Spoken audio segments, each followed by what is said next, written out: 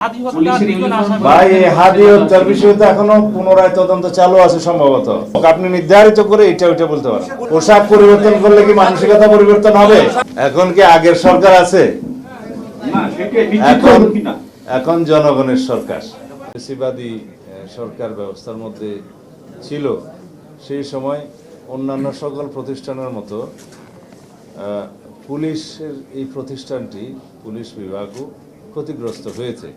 সেই জায়গা থেকে আমরা ক্রমান্বয়ে আজকের এই পর্যায়ে এসেছি, জনমনে যাতে এই আস্থাটা আমরা সৃষ্টি করতে পারি যে পুলিশের যে ঐতিহাসিক ভূমিকা ছিল সেই ভূমিকায় আমরা আবার অবতীর্ণ হয়েছি এবং মানুষ যাতে মনে করে পুলিশ সত্যিকারভাবেই জনগণের বন্ধু এবং সেই হিসাবে আমরা পুলিশ ফোর্সকে পরিচালিত করব। আমি সবার মধ্যে তাদের বডি ল্যাঙ্গুয়েজ দেখতে পেয়েছি, তারা সবাই সংকল্পবদ্ধ দেশ ও জাতির কল্যাণে তারা যে কোনো রকমের ত্যাগ স্বীকার করতে প্রস্তুত এবং তাদের প্রতিষ্ঠান হিসাবে তাদের কপালে যে অতীতে কালিমা লেপন করে দেওয়া হয়েছিল সেই জন্য তারা নিজেরা দায়ী নয়। একটা ফ্যাসিবাদী রেজিমের কারণে কিছু সংখ্যক লোক সেই কর্মকাণ্ড চালিয়েছে, যার দোষটা প্রতিষ্ঠান হিসাবে এই প্রতিষ্ঠানের উপরে এসে পড়েছে। সেই জন্য প্রতিষ্ঠান দায়ী নয়। প্রতিষ্ঠান এমনভাবে আমাদেরকে দাঁড় করাতে হবে যাতে প্রাতিষ্ঠানিক সিস্টেমে সবাই কাজ করে, এখানে যেন কোনো ব্যক্তিতান্ত্রিক সিস্টেম গড়ে না ওঠে। রুল অফ ল আমরা প্রতিষ্ঠা করব এবং পুলিশ আইনানুগভাবেই চলবে। এখানে কোনো ব্যক্তির স্বৈরতান্ত্রিক কোনো নির্দেশ পালিত হবে না। আইন যেভাবে বলে সেভাবেই যাবে এবং ঊর্ধ্বতন কর্মকর্তাগণ সেইভাবে রেসপন্সিবিলিটির সাথে, অ্যাকাউন্টেবিলিটির সাথে সেই ডিপার্টমেন্ট পরিচালিত করবে। তারা সেই সংকল্প আজকে প্রকাশ করেছে। আমি তাদেরকে জনগণের পক্ষে বর্তমান সরকারের যে আইন শাসন প্রতিষ্ঠার বিভিন্ন প্রতিশ্রুতি সেগুলো স্মরণ করে দিয়েছি এবং তাদের কাছে আমি আশা করি তারা জনগণের পক্ষে, দেশের পক্ষে সর্বোচ্চ ত্যাগ স্বীকার করে তাদের কাজ চালিয়ে যাবে। তো এইটা আজকের প্রধানতম আমাদের বক্তব্য ছিল। আমি তাদের বিভিন্ন সমস্যা, ডিপার্টমেন্টাল সমস্যা কী আছে, আমরা কী করতে পারি, কোথায় জনবলের সমস্যা আছে, ইকুইপমেন্টসের সমস্যা আছে ইত্যাদি জানতে চেয়েছি। তবে দুইটা বিষয়ে আমি অনুশাসন দিয়েছি যে আমরা খুব শিগগির দেশব্যাপী, বিশেষ করে ঢাকা থেকে আমরা শুরু করব, আমরা চাঁদাবাজদের তালিকা প্রস্তুত করে সেই হিসাবে তাদেরকে আইনের আওতায় নিয়ে আসার ব্যবস্থা করব খুব শিগগির। 2, যারা অস্ত্রধারী, সন্ত্রাসী, দাগী আসামি, যারা সমাজে বিশৃঙ্খলা সৃষ্টি করছে তাদের একটি তালিকা প্রণয়ন করা হচ্ছে। সেটা নির্মোহভাবে তালিকা প্রণয়ন করা হচ্ছে এবং আনবায়াস তালিকা প্রণয়ন করা হচ্ছে। সেটা আমরা স্ক্রুটিনি করে তাদেরকে আইনের আওতায় নিয়ে আসার ব্যবস্থা করব খুব শিগগির। এই দুইটা বিষয় আমরা অগ্রাধিকার ভিত্তিতে নিয়েছি। আশা করি এদেশের সকল জনগণ, আপনারা সবাই সেটাতে আমরা সহযোগিতা দেবেন এবং সহযোগিতা পাব। আমরা সেই দিকেই যাচ্ছি।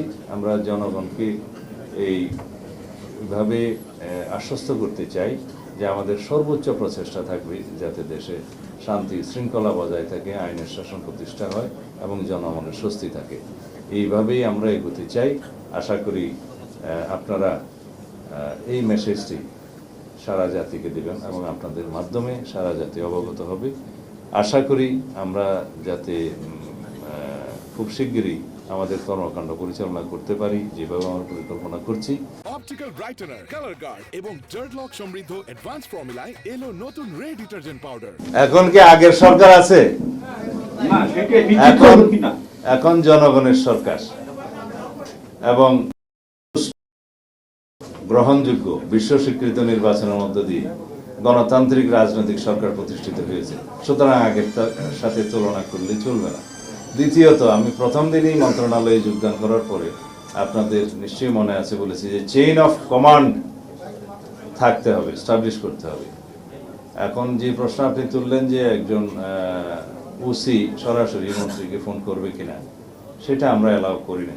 তবে মন্ত্রী যদি প্রয়োজন মনে করে যে কোনো লেভেলে যোগাযোগ করার, সেটা করবে, কিন্তু চেইন অফ কমান্ড ব্রেক করে যেন নিম্নপদস্থ কর্মকর্তারা তার উপরস্থ কর্মকর্তাদের ডিঙ্গিয়ে সরাসরি তার উপরস্থ কর্মকর্তাকে যোগাযোগ না করে এটা বলা হয় চেইন অফ কমান্ড যেন ব্রেক না করে সেই সিস্টেমটা আমরা চালু করেছি। ইতিমধ্যে সেটা প্রতিষ্ঠিত হয়েছে।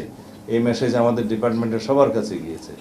তবে পুলিশ কমিশনার বা আইজিপি যদি মনে করে যে কোনো লেভেলে উনি যোগাযোগ করবেন, সেটা করতে হবে কাজের প্রয়োজন।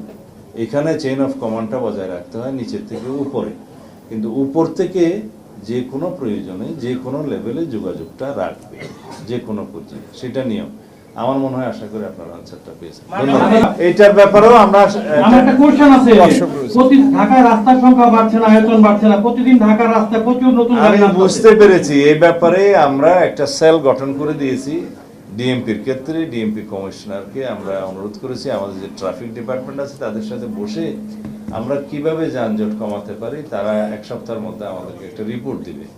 যেমন এখানে ব্যাটারি চালিত রিক্সার সংখ্যা সীমাহীন হয়ে গেছে।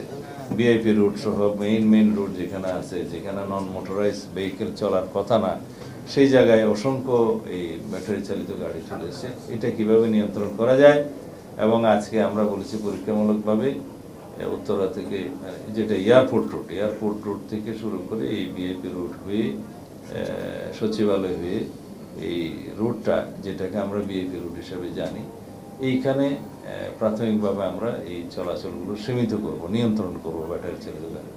তারপর পরীক্ষামূলকভাবে আরেকটাতে যাব। গ্রাজুয়ালি এইভাবে আমরা যানজট মুক্ত হওয়ার চেষ্টা করব।